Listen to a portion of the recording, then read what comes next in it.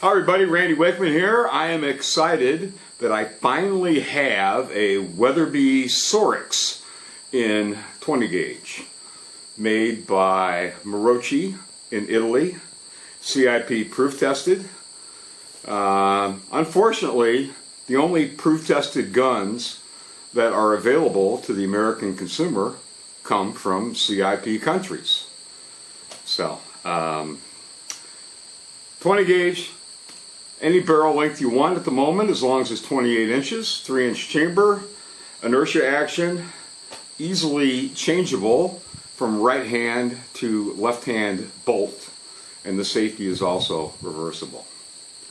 So, for starters, I'd like to know how it cycles with typical loads, 7/8 ounce, 1200 feet per second. These are Remington American Clay and Field. So it's a new gun. I gave it just a shot of lube along the rail, which is really all you need for an inertia gun. There shouldn't be any break-in at all, as far as I'm concerned. And we'll see how it does. I'll shoot right into some dirt.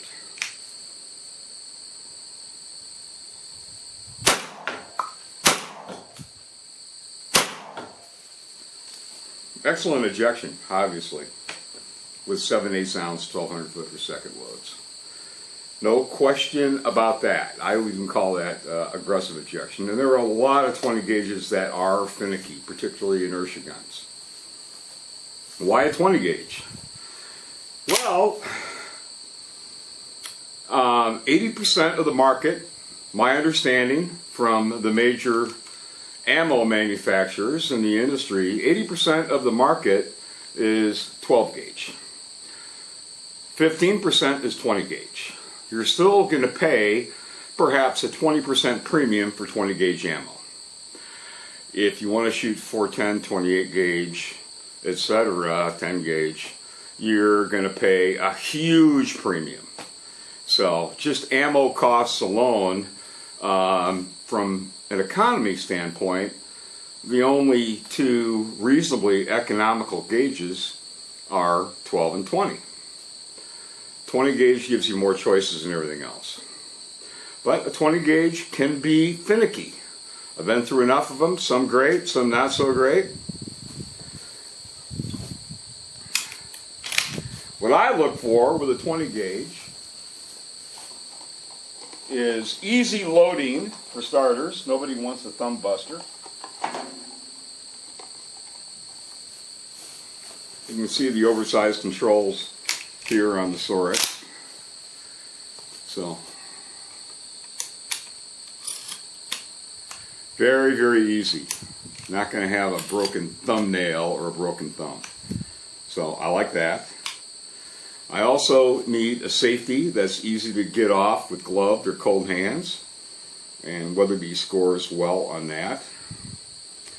It's also drilled and tapped for optics, or flashlight, whatever you want to put on top of your receiver. That tells me that this would be a great gun with a 24-inch barrel for turkey hunting, or 26. I actually prefer a 26-inch barrel on a 20 gauge autoloader. If you compare an over and under to an autoloader, the difference with the identical barrel length is about 4 inches. Right at 4 inches because of the receiver. That's the way it is. In fact, I'll put up a picture that displays that. So, will it break clay pigeon? So, will the Weatherby break a clay pigeon? Let's see.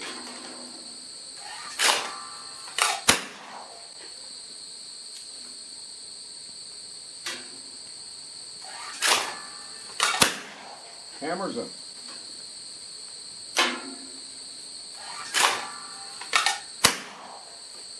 Absolutely crushes them. So what I am using is a Trulock Precision Hunter Improved Modified. This Trulock choke has an exit diameter of 0.600 on the nose. I grab my handy dandy Skeets bore gauge, measure the barrel of the Sorix, and it's 620. So this choke is exactly a 20 thousandths constriction. So we can forget about designations like improved modified, modified, light modified, whatever. Unless you know the constriction, you don't have a lot to work with. You can figure it out by printing patterns on paper. This gun weighs just over 6 1/4 pounds. 6 pounds, 5 ounces. The trigger, as far as I'm concerned, is a little on the heavy side. So I'll do the crude test and just hang the gun from my forefinger, and you can see it's not going click. Safety is off, so a little up and down, it'll finally go, but it's definitely over a 6-pound trigger. Not the worst, but if it was up to me, 4.5-pound trigger is ideal for a field gun. Everybody has their own preferences. So this one has a little bit excessively heavy trigger, which can be taken care of. Dave up at Precision Sports in Oshkosh, no doubt he can handle this. So we'll see. Recoil pad may not look generous, but it's a fairly soft durometer and it does a good job. It's not a kicker by any means. The Sorix, as opposed to the Weatherby 18i, has a raised rib, which I like. Now I complained a little bit about the 18i 20 gauge Deluxe because the bead was too big. It has a 26-inch barrel. You go with a shorter barrel, you need a smaller bead, obviously. The closer things are, the bigger they appear. Actually, this one is pretty great right out of the box. So they've got it dialed in with a 28-inch barrel. The bead is not excessively large at all. Small enough where I can ignore it, which is pretty much what you do with beads and ribs anyway, when you're actually shooting. So, what I need to do is see if this thing shoots to point of aim. Apparently it does, but reading breaks is the worst way to determine that. So I'll grab my old decrepit patterning board, which is going to get a refresh sometime, but I enjoy shooting at things that are already junk. So let me set up my little patterning board, and we'll see if this Weatherby shoots to point of aim. My laser rangefinder tells me that this is exactly 37 yards. And I'm going to be using Winchester AA 1 ounce, number 7.5 shot, my favorite dove load, along with this True Lock Improved Modified. And we'll see if it makes some holes in the paper.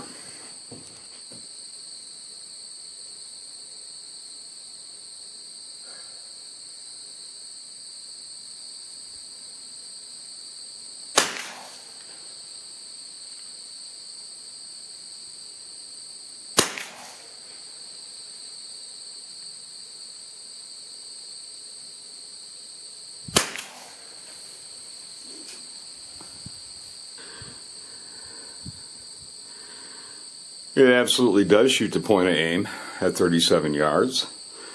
Anybody's going to be happy with that. I had to grade it. Boy, just eyeballing it, it's really right on. I guess you could say maybe an inch high or something like that, but of course the front bead on a shotgun is going to completely obliterate the bullseye at 37 yards. So we have no problems there.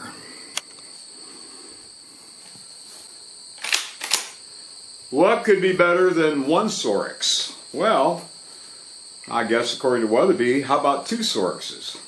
This is the Sorix 12 gauge that I previously reviewed. And as you can see, as far as the basics, it's the same inertia action, it's the same reversible bolt, same oversized bolt release, same drilled and tapped receivers. Two differences. You'll notice that the buttstock on the 12 gauge has a little rubber pad. And actually, I'm not a big fan for two reasons. There is a prominent gap, particularly on one side and on the left side. There is a gap here, which is unsightly. And if a gun fits, a rubber cheek piece really does nothing for you. You shouldn't be feeling anything in your cheek at all. So, it's not a stopper. Actually, some people prefer them. But just a little rubber cheek piece.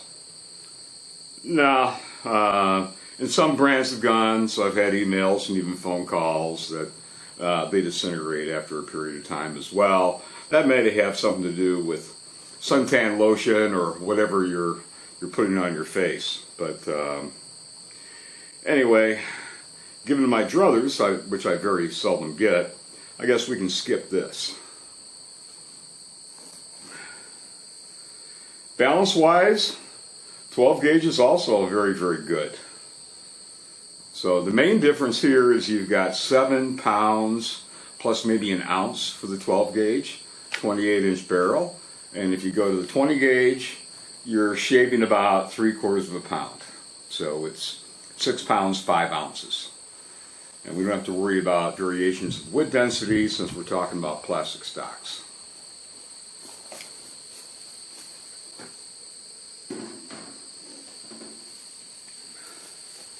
So of the two, of course people are going to ask, it's like, well, what do you like of the two? They're both very competent guns. Obviously for chasing pheasants, using my 1-ounce loads on dove field, etc., I'd vote 20 gauge. And I would love this 20 gauge even more if it had a 26-inch barrel or even a 24-inch barrel. My understanding is those are in the works. But probably not till next year. And the 24-inch barrel, guys are going to want that for turkey hunting, of course. Shorter barrel, the better, handier in a blind. So, beautiful gun. Like I said, works great, shoots to point of aim. My only gripe, heavy trigger. Weatherby, Sorix, they're not alone. I mean, the 6-pound trigger syndrome is pretty common. Most semi-autos, Browning, Beretta, they're not great triggers, so they could all use a little love. But it is well balanced. Like I said, there's no problem on the dove field and no problem chasing pheasants. And I think it's a good looking gun. You've got 3 different patterns to choose from. One is Slew, the other one I think is Midnight Marsh, which I actually wanted to review because just for something different than this, which is called, I believe, the Storm. Midnight Marsh is just a darker Cerakote, more of a blackish color. Looks more traditional, if there is such a thing, with traditional Cerakote and traditional plastic. But Weatherby's done a great job here. So, I also like the way it goes together, comes apart, effortless. And I also like the cap, the magazine cap. Very easy to grip. I mean, there's just nothing that rattles or shakes in this gun. So, that's it. I think Weatherby's got a big winner with this gun. Even more so as the line fills out with shorter barrels. And the price is right. Warranty is 10 years. So we've had a lot of 20 gauges that were rumored this year that just didn't happen. The Turkish Impala Plus 20 gauge talked about at the EWA show, nothing, not a word. And Browning as their banners for their A520. It's here. All the banners said it's here. Well, here it isn't. That was January, and the last I heard from Browning is the end of the year. So, end of the year, after hunting seasons, that's not a great way to go. Not if you want to sell guns. So I would consider the A520 gauge to be really 2025 product. But the best thing about the Sorix, this particular model, is that it's available right now in 12 or 20 gauge. And outside of my continuous pet peeve, which is a heavy trigger, there's nothing not to like. Slim forearm, fits really well, shoulders well, balances well, all good things. So this could be a good pheasant chaser right now. Of course, if you like a prettier gun with walnut, Weatherby has you covered too with the 18i Deluxe, which is just a gorgeous gun. But there's no right answer. Some people prefer synthetic, Cerakote, very, very low exterior maintenance. There's nothing to worry about. You need to be a little more careful with walnut, obviously.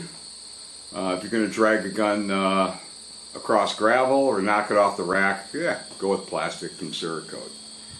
But I am impressed, actually, extremely impressed with all three Weatherby semi-autos, the Moroshi made semi-autos that I've tested, which is 2 Sorixes and the 18i. So that's it. So with drove and tapped, you've got a lot of versatility. If they would just offer 22-inch barrels, get an extra barrel and you're set for turkey hunting for 90% of common hunting activities. So that's it. Sorix 20 gauge. It actually is here, and it's very, very good. We'll see you later.